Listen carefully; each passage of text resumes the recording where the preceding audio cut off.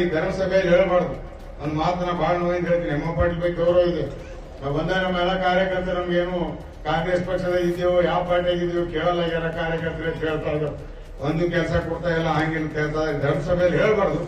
ಆದ್ರೆ ಎಂ ಪಾಟೀಲ್ ಬಗ್ಗೆ ಗೌರವ ಇದೆ. ಅವ್ರು ಒಳ್ಳೆ ವ್ಯಕ್ತಿ, ಅವ್ರದ್ದೇನು ನಡೀತಾ ಇಲ್ಲ. ಆದ್ರೆ ಅವ್ರ ಮಗ ಅವರಾಗಿಲ್ಲ.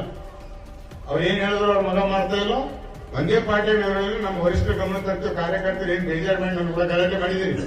ಹಾಸನಪ್ಪ ನೀವೆಲ್ಲರೂ ಇದ್ರ ಬಗ್ಗೆ ನಾವು ನಮ್ಮ ಕೆಪಿಸಿ ಅಧ್ಯಕ್ಷ DK ಶಿವಕುಮಾರ್, ಮಲ್ಲಿಕಾರ್ಜುನ ಖರ್ಗೆ, ಸಿದ್ದರಾಮಯ್ಯ ಜೊತೆ ಮಾತಾಡಿ ನಿಮಗೂ ಕೂಡ ನ್ಯಾಯ ಕೊಡ್ತಕ್ಕಂಥ ವ್ಯವಸ್ಥೆ ಮಾಡ್ತೇವೆ. ಎಂ ಪಾಟೀಲ್ ಪಾಪ ನಮ್ಗೆ ಹೇಳಿದ್ದಾರೆ ಹೆಸರು. ಆದ್ರೂ ಅವ್ರ ಮಾತು ಅವ್ರ ಮಗ ಕೇಳಲಾರ್ಬೇಡಿ. ಈ ರೀತಿಯ ಒಂದು ತೊಂದರೆ ಆಗಿದ್ರಿಂದ ನೀವು ನೋವು ಅನುಭವಿಸಬೇಡ್ರಿ. ನಾವು ಜೊತೆಗಿದ್ದೇವೆ. ಪಾರ್ಟಿ ಬಿಡ್ತೀವಿ ಬಿಡ್ತೀವಿ ಅನ್ನೋಬೇಡಿ. ಕಾಂಗ್ರೆಸ್ ಪಕ್ಷ ಒಂದು ಸಾಮಾಜಿಕ ಪಕ್ಷ, ಸರ್ವ ಧರ್ಮಗಳ ರಕ್ಷಣೆ ಮಾಡ್ತಕ್ಕಂಥ ಪಕ್ಷ ಇದೆ.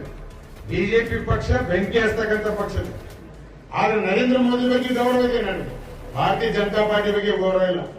ನರೇಂದ್ರ ಮೋದಿ ಬಗ್ಗೆ ಯಾಕೆ ಗೌರವ ಇದೆ ನೋಡಿ. ಇವತ್ತು ನಮ್ಗೆ ಗ್ಯಾಸ್ ಇಲ್ಲ. ನಮ್ಮ ದೇಶದಲ್ಲಿ ಇರಾನ್ ಇದು ನಡೀತಾ ಇದೆ. ಗ್ಯಾಸಿನ ಕೊರತೆ ಇದೆ. ಯಾವ ಹಡಗು ಅಲ್ಲಿಂದ ಬರ್ತಾ ಇಲ್ಲ ಇರಾನದು.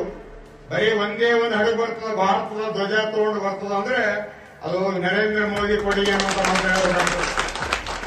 ಯಾವುದು ಧ್ವಜ ಬಿಡಲ್ಲ, ಭಾರತದ ಧ್ವಜ ಮಾತ್ರ, ನಮ್ಮ ಇಂಡಿಯಾ ಧ್ವಜ ಮಾತ್ರ ಇರಾನ್ದವ್ರ ಕೈ ಹೆಚ್ಚಿಲ್ಲ, ಅದು ಮ್ಯಾಟ್ ಬಾಂಬ್ ಹಾಕಿಲ್ಲ ಬಂದರು ಅಂತ ಒಂದು ನಾಯಕತ್ವ ನರೇಂದ್ರ ಮೋದಿ ಇದೆ. ಬಿಜೆಪಿ ಅವರು ನರೇಂದ್ರ ಮೋದಿ ಮೇಲೆ ಬ್ಲಾಕ್ ಮೇಲ್ ಮಾಡ್ತಾ ಇದ್ದಾರೆ.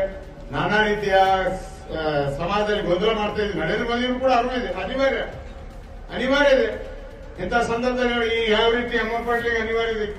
ಗ್ಯಾರಂಟಿ ಕೊಡೋದ್ರ ಮುಖಾಂತರ ನಾವು ಸರ್ಕಾರ ಬಂದಿದೆ. ಗ್ಯಾರಂಟಿ ನಿಮ್ ಕೈಲಿ ಬೇಯಿಸ್ಕೋಬೇಕು. ನಿಮ್ಮ ಕಲ್ಯಾಣ ಮಂಟಪ ದುಡ್ಡು ಕೊಡ್ಲಿಲ್ಲ, ನಿಮ್ ಕೈಲಿ ಇವ್ರ ಕೈಲಿ ಬೇಯಿಸ್ಕೋಬೇಕು. ಇಂಥ ಒಂದು ಕಷ್ಟದಲ್ಲಿ ಕೂಡ ಯಾವುದೇ ರೀತಿಯಿಂದ ನಾವು ಏನ್ ಮಾಡ್ಬೇಕು, ಏನೇನ್ ಸುದ್ದಿ ನಮ್ಮ PSI ಕೂಡ ಸಹಾಯ ತಗೊಂಡು ನಿಮ್ ಕಲ್ಯಾಣ ಮಂಟಪ ಮುಗಿಸ್ತೇವೆ. ರಾಜಿ ಮಾಡಬೇಡಿ. 80% ದುಡ್ಡು ನೀವು ಕೊಡ್ಬೇಕು.